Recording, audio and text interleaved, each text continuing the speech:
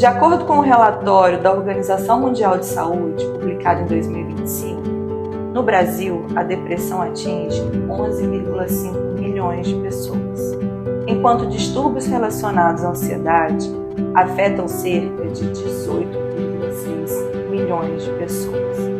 Para falar sobre esse assunto e outros relacionados à saúde mental, e aproveitando que estamos na campanha do Setembro Amarelo, que é a conscientização de combate ao suicídio, eu trouxe aqui para esse bate-papo a doutora Rafaela Rodrigues, psiquiatra e especializada em saúde mental.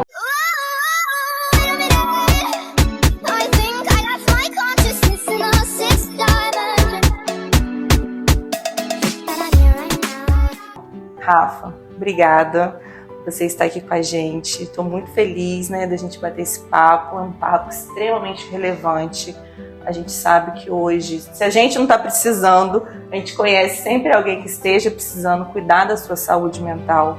Então eu tenho certeza que esse bate-papo de hoje vai ser, assim, maravilhoso. Eu que agradeço pela oportunidade e por poder trazer um assunto tão importante que a gente precisa conscientizar cada vez mais a população. Exatamente. Rafa, para a gente começar, setembro, estamos aí na campanha do Setembro Amarelo, que é a conscientização ao combate ao suicídio.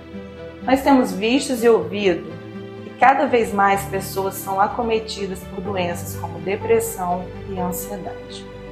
Segundo a OMS, 1 em cada 6 pessoas sofre de problemas relacionados à saúde mental. Muita gente. É um número bem alarmante e que está crescendo cada vez mais. Olha, gente.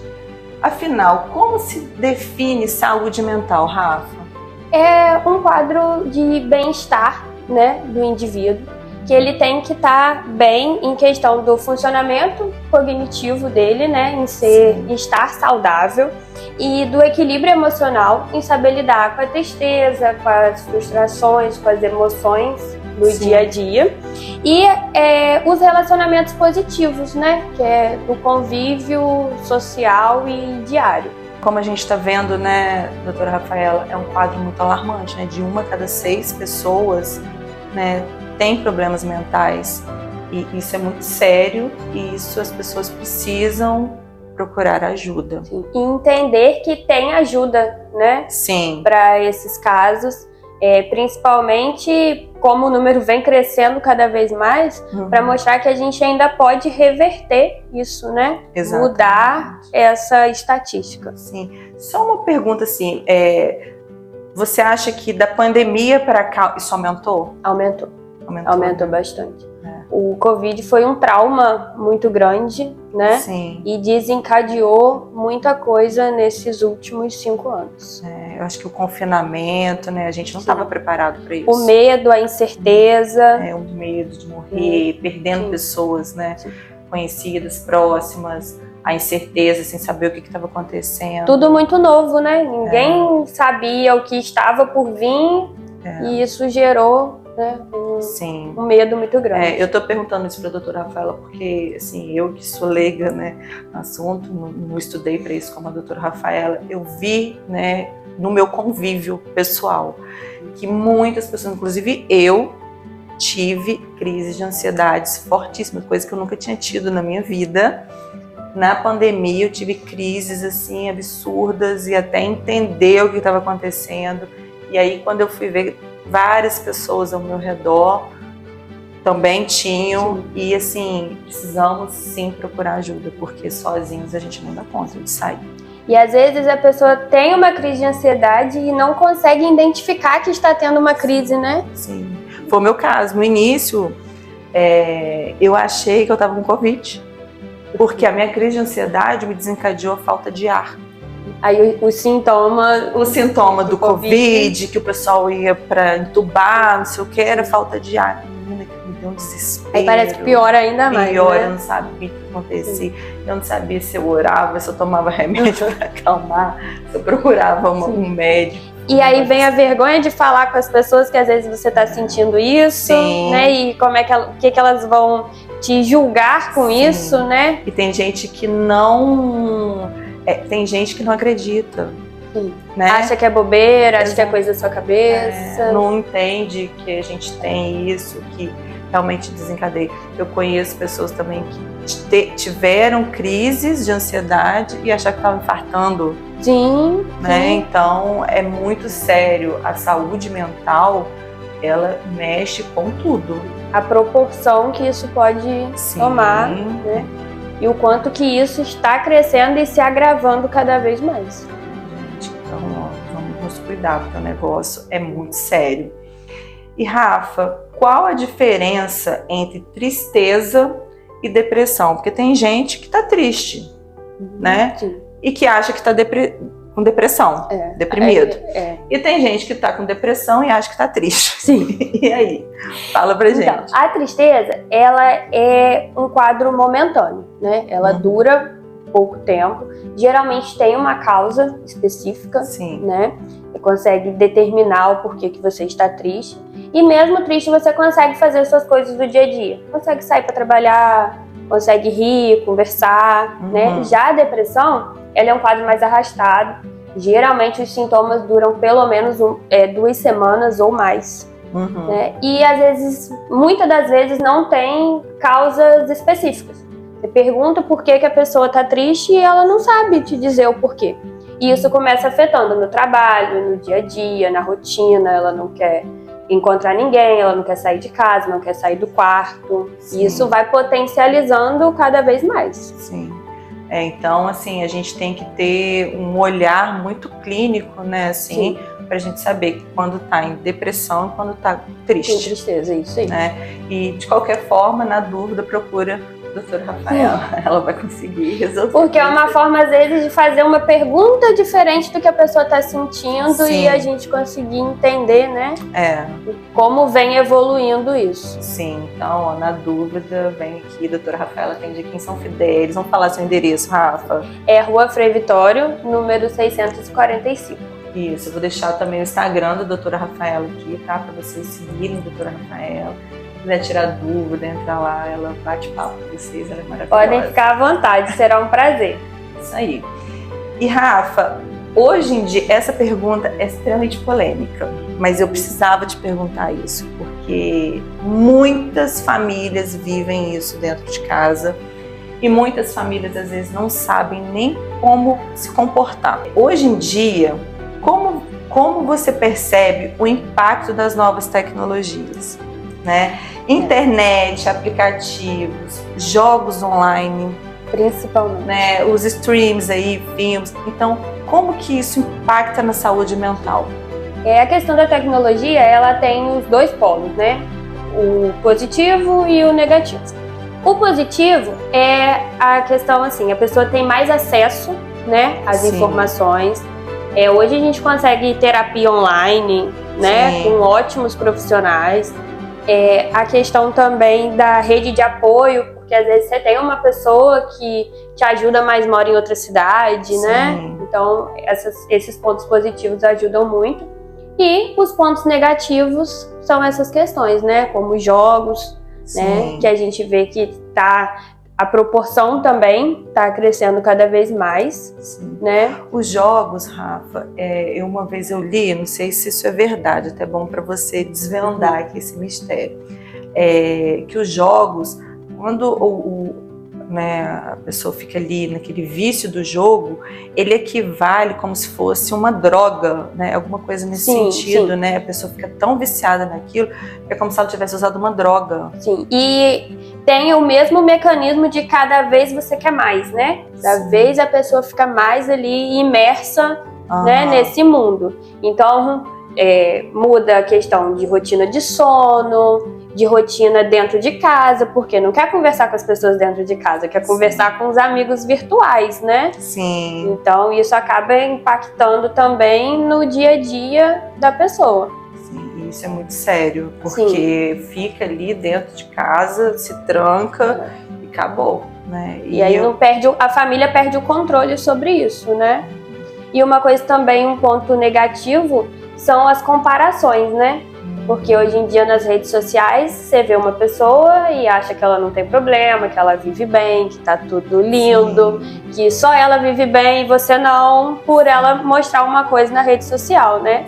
Sendo que a gente só mostra aquilo que a gente quer que a pessoa veja, né? Exatamente. Ninguém vai lá triste, descabelado, chorando na internet. Não. Exatamente, isso aí, Rafa, é um ponto muito importante, porque eu vejo muito isso, até porque eu trabalho com isso. Então, assim, gente, o que a gente passa nas redes sociais, lógico que são coisas boas. A gente não vai passar, como o Rafa disse aqui, a gente vai passar coisas ruins, tristeza, momentos... vulnerabilidade. Exatamente, né? Não tem isso. Então, assim, não se compare. Cada um tem a sua vida, cada um tem a sua realidade. Lógico que a gente pode se inspirar em pessoas, né? Você se inspirar numa pessoa que acha, né? Essa pessoa é legal, a vida dela, a vida que ela vive é uma vida legal, tudo é uma coisa. Mas você achar que, não, ela consegue isso, eu não consigo, né? Não é dessa forma. Cada um tem o seu ritmo, cada um tem o seu tempo, cada um tem a sua realidade. Então isso aí é muito importante. Muito importante vocês ficarem cientes disso. E agora, Rafa, nós vamos conversar sobre o assunto, né? Que é um assunto muito delicado, mas que a gente precisa ter muita atenção, que é em relação ao suicídio, né? A gente está em setembro aí a gente tem a conscientização, né, contra o combate ao suicídio. Existem sinais que uma pessoa costuma apresentar que podem indicar a presença de ideias suicidas?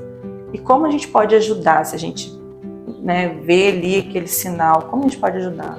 Geralmente é da forma verbal também, né? Que a pessoa fala, quero desaparecer, eu quero sumir, minha vida não faz mais sentido. Né? Isso são pontos, né, que falam a favor do suicídio. O comportamento também, né, da pessoa, às vezes ela está mais introspectiva, não quer mais conversar, já não está dialogando mais, a gente volta naquela parte lá de trás, né, que começa a perder o prazer pelas coisas da rotina, né, isso tudo são pontos que a gente tem, né, sempre que está percebendo. E a questão de ajudar é não ignorar, né, entender que a pessoa precisa de ajuda, não é frescura, não é coisa da cabeça dela, ela realmente está sentindo, ela não consegue se ajudar sozinha, né, então precisa desse apoio. Hoje em dia, né, tem a opção, né, da consulta médica, né, toda uma rede de apoio para ajudar para reverter isso. Sim, isso é muito importante, porque muita gente acha isso. É frescura, não, é o momento que ele está passando, vai melhorar. Aí a pessoa tem altos e baixos, né? Não tem essa questão dos altos e baixos. E aí, aí acha que já melhorou, já tá ótimo. Aí depois passam uns dias, a pessoa, né, tá para baixo novamente, com os mesmos sentimentos. Sim.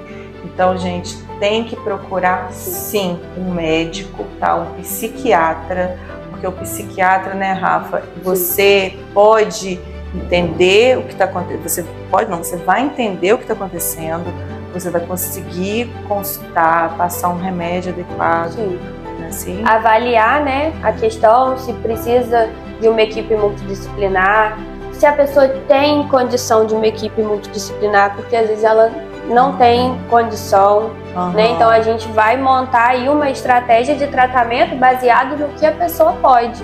Né? Às vezes já toma alguma medicação, às vezes a gente precisa fazer um ajuste de dose, né? Ou às vezes não toma nada. E não quer dizer que, vou começar a tomar remédio para isso e vou tomar para o resto da vida.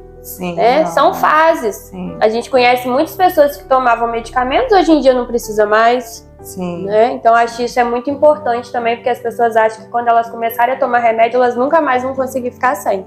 Né? E não, nem todas as medicações são de uso contínuo. Né? Faz parte do tratamento. Só para aquele momento ali, para tirar a pessoa, né, do surto ou, né, de uma situação mais difícil. Onde pode levar, né, a agravar até levar ao suicídio. E outra coisa também que eu acho muito importante falar, Rafa, com relação a medicamento. Por quê? É sempre assim. Eu tô sentindo isso, eu tô tomando o quê? Aí a pessoa vai lá, vou tomar também. A se automedicar. Né? Gente. Isso às vezes pode piorar o quadro, né? Às vezes Sim. você acha que você tá fazendo isso Sim. pra melhorar e piora, porque vários remédios hoje em dia, né? A Sim. lista é muito grande. Sim. E cada um tem um mecanismo de ação, cada um age em um receptor diferente. Então, às vezes, uma pessoa precisa de um remédio que para outra não vai resolver. Exatamente. Então, isso é muito perigoso. Porque, às vezes, você tá com um problema sério de depressão e acha porque sua amiga ou sua vizinha tá tomando um remédio que é próprio para ela, que o médico receitou para ela, você vai tomar e vai melhorar e, às vezes, acaba piorando, como a doutora Rafaela está acabando, né, de informar aqui. Então, gente, não façam isso. Procure médico. Procura, a doutora Rafaela está aqui, ela tem um consultório dela. Então, vou deixar aqui mais uma vez o Instagram da doutora Rafaela, vou deixar o telefone também daqui do consultório para vocês entrarem em contato. Qual que é o telefone? 981 39 1294. Isso aí, então, ó, tá aqui para vocês. Só ligar, marcar a consulta. Aqui vocês vão sair daqui com a medicação correta para o seu tratamento, né, Rafa? Isso é muito importante. E pra gente, entrevista boa é assim, né? Passa, que é uma beleza. Se eu pudesse, eu ficava aqui com a Rafa a tarde inteira. Exatamente, pegando altas dicas. Porque, Rafa, eu vou te falar, eu amo sobre esse assunto. Até porque muitas pessoas, isso também é muito bom a gente trazer aqui em pauta, muitas pessoas têm preconceito do psiquiatra. Gente, preconceito por causa de quê? Não consigo entender esse tabu. As pessoas, né, não querem vir, às vezes têm vergonha de vir. Eu já escutei assim, eu não sou doido, vou fazer. Sim, muita gente fala. Gente, mas não é porque você é doido. Porque acho que as pessoas têm uma coisa assim, de psiquiatria, hospício. Sim, né? Que antigamente tinha, né, as internações compulsórias. Exatamente, então acho que liga o nome psiquiatria ao hospício. Sim. Então acha assim, que só quem vai ao psiquiatra, quem é doido, sim, que tem, né, aquele distúrbio mental, né, muito, sim, elevado. Mas não, gente, se eu quiser vir constar com o doutor Rafael, não estou bem, precisando de um calmante. Sim. E às vezes a pessoa precisa vir pra gente entender o que ela tá sentindo. Sim. Porque às vezes as pessoas precisam vir pra gente debater, né, os sintomas que elas estão tendo, pra saber se pode se enquadrar, né, num, sim, transtorno de ansiedade generalizada, né, ou num transtorno de pânico, sim, ou numa depressão. Ou às vezes não, às vezes, né, uma fase só que ela tá vivendo, sim, não se enquadra, a gente pode abordar o tratamento de uma outra maneira, né, aqui no consultório é pra gente realmente conversar e entender o que tá acontecendo. Exatamente, então, por favor, pessoal, vamos quebrar esse tabu agora, que cai sobre terra. Acabou esse negócio de, vou pro psiquiatra, que eu sou doido. Não, gente, não é isso. É porque você não está se sentindo bem. A nossa saúde mental realmente está extremamente abalada com tudo que a gente vem sofrendo aí, né, nos últimos anos, principalmente pandemia para cá, né, a gente já falou sobre isso aqui. Então, se você não está se sentindo confortável, noite sem dormir, né, Rafa? A insônia tem crescido cada vez mais. Exatamente, noite sem dormir, sem vontade de sair, como o doutor Rafael já falou, só quer ficar em casa, né, não quer ter um convívio social. Dá um pulinho aqui, conversa com a doutora Rafaela, ela vai fazer uma avaliação. Às vezes, né, é só uma medicação ali que ela vai tomar por aquele período. Por um período, você vai exatamente. voltar, fica melhor. Então, gente, não fica com isso. E uma coisa muito importante sobre a medicação é que às vezes as pessoas acham que a medicação causa vício, né? Sim. A gente tem uma classe de medicamentos que causam uma dependência maior, mas a gente tem vários outros medicamentos que não tem nada a ver com dependência, que depois a gente consegue retirar tranquilamente. Olha, tá vendo? Então, ó, não tem porquê não estar vindo na psiquiatra. Mas essa psiquiatra, igual a princesa, gente, ela é linda, ela é super educada, simpática, né? Conheço Rafa há muitos anos, por isso que eu tô falando aqui na entrevista toda, Rafa. Ela me chama de Tia Georgia. No meu celular tá salvo como Tia Georgia. Então, gente, ela é um doce, então, um excelente profissional, tá? Excelente, vocês vão estar assim em ótimas mãos. Obrigada. E pra gente finalizar, é possível prevenir o suicídio? Sim, é possível prevenir. Sempre a gente falando abertamente sobre o tema, Sim. né? Para as pessoas conseguirem identificar, né? Quando uma pessoa próxima, né, está passando por esse momento. Sempre a questão também do acesso à saúde, né? Que hoje em dia, se a gente for comparar há muito tempo, né? Hoje em dia é de fácil acesso a todos, né? A gente conseguir buscar uma ajuda profissional.